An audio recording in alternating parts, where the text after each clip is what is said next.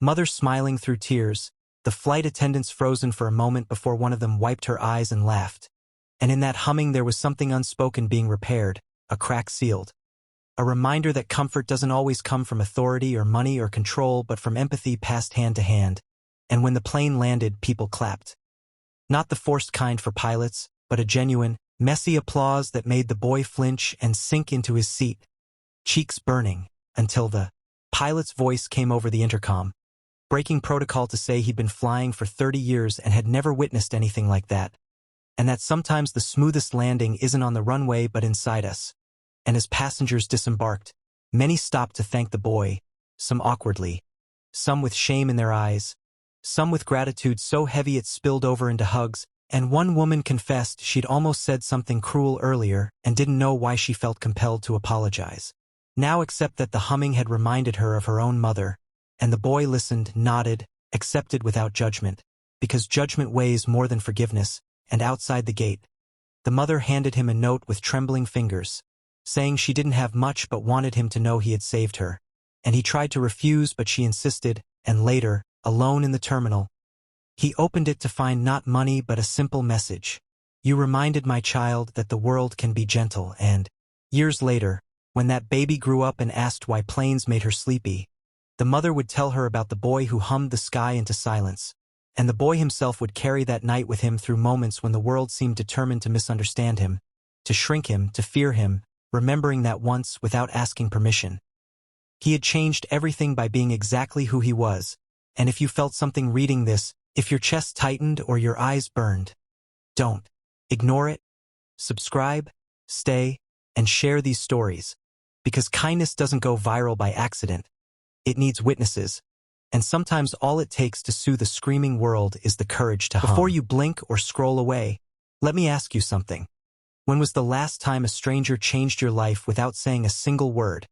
And if stories that restore your faith in humanity matter to you, hit subscribe right now, because this is the kind of moment the world tries to bury but your heart will never forget. And it all began at 35,000 feet when a packed overnight flight from Atlanta to Los Angeles turned into a pressure cooker of nerves,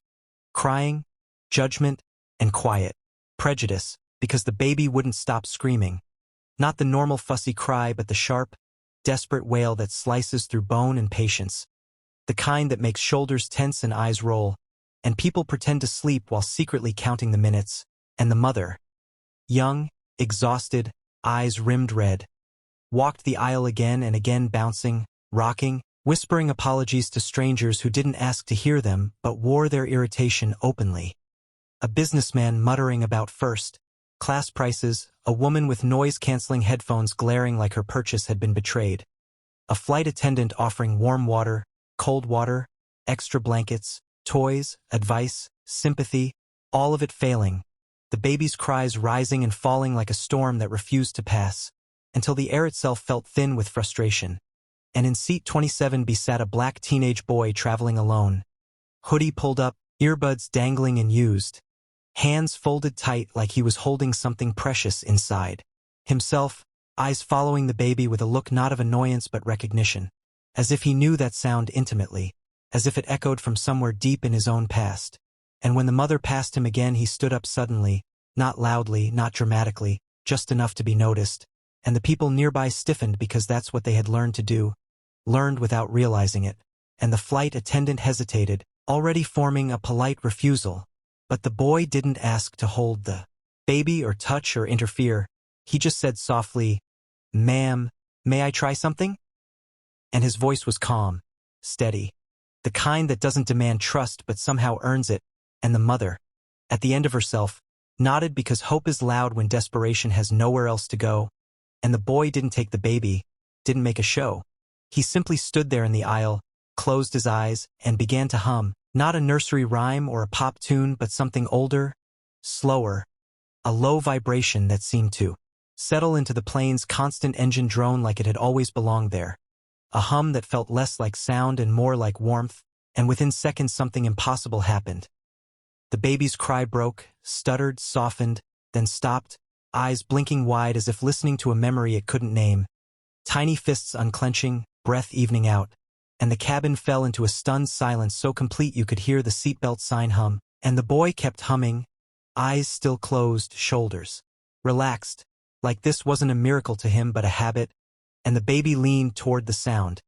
cheek resting against the mother's chest, calm spreading like a ripple through water, and people stared not because the baby was quiet but because they felt something shift inside themselves, a recalibration, and when the boy finally stopped, the baby was asleep, the kind of sleep parents dream about, and the mother's mouth trembled as she whispered thank you, tears finally falling now that the crisis had passed, and the boy just nodded and returned to his seat, pulling his hoodie back up, as if invisibility were safer than praise. But the story didn't end there, because stories like this never do, because the man in first class who had complained earlier found himself standing awkwardly in the aisle later, asking the boy where he learned that tune, and the boy shrugged and said his grandmother used to hum it when the world got too loud, when bills piled up, when sirens sang outside their window, when sleep wouldn't come, and she told him it was older than her, older than pain. Something carried across generations like a secret map home, and as the plane crossed into the dark stretch of night over the desert, turbulence hit, the kind that makes even seasoned travelers grip armrests, and fear rippled again. But this time someone near the back started humming softly, off-key but sincere, then another voice joined, and another, until the sound spread through the cabin like a shared breath, strangers harmonizing badly and beautifully, the baby still asleep, the